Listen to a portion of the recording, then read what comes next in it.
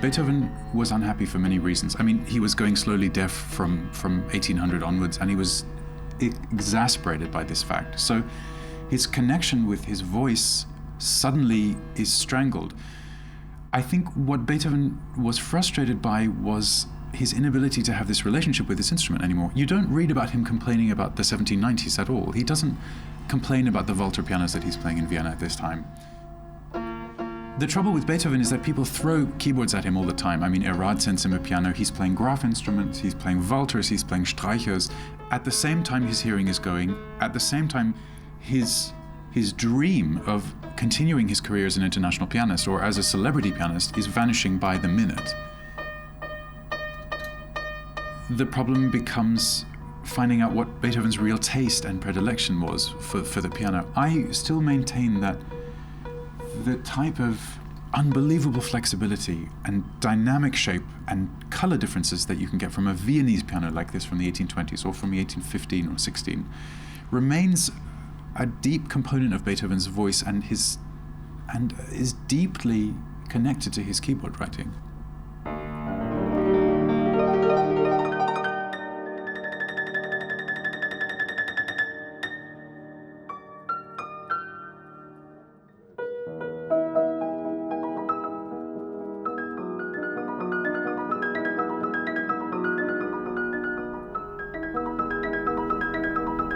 Colors that Beethoven that are built into these pieces are much easier to unlock with a piano of this kind of expressive magnitude, in a sense.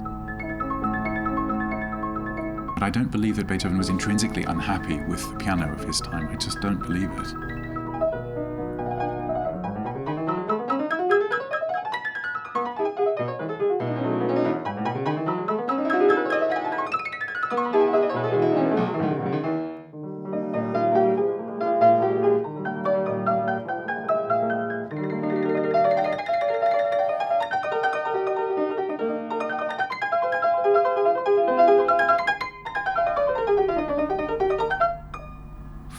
Steps.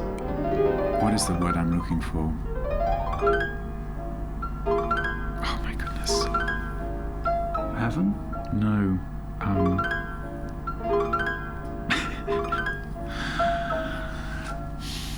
It'll come in a minute. It's not there right now.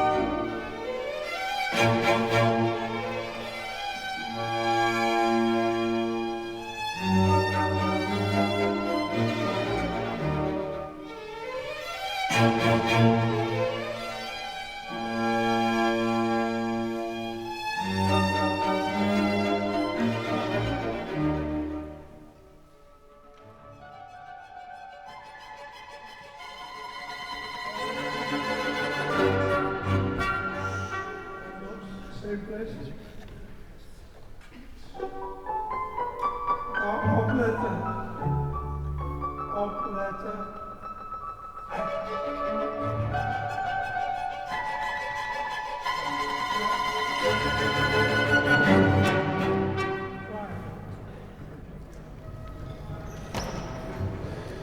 And suddenly you see this whole new world opening, which is then dramatically altered by the fourth concerto, by the time of the fourth concerto, which again radically alters the landscape of what's possible in a keyboard concerto just overnight. I mean, the piano starts alone, the theme is presented by the soloist, by himself, which is something that we have never seen before in such a vivid way.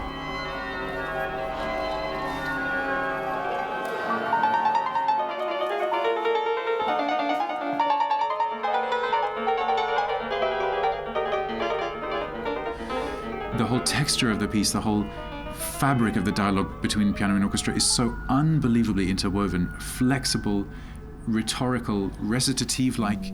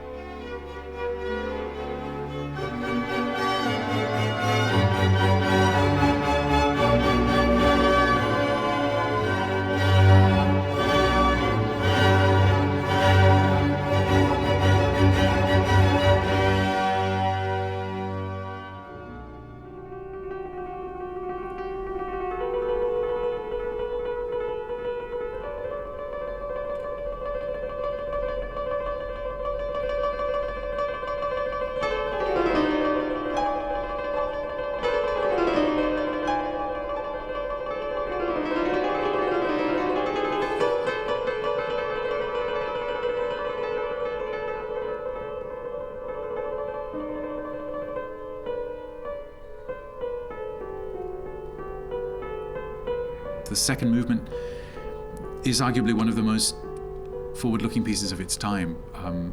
It's a kind of possible hypothetical dialogue between Orpheus and the furies of the underworld.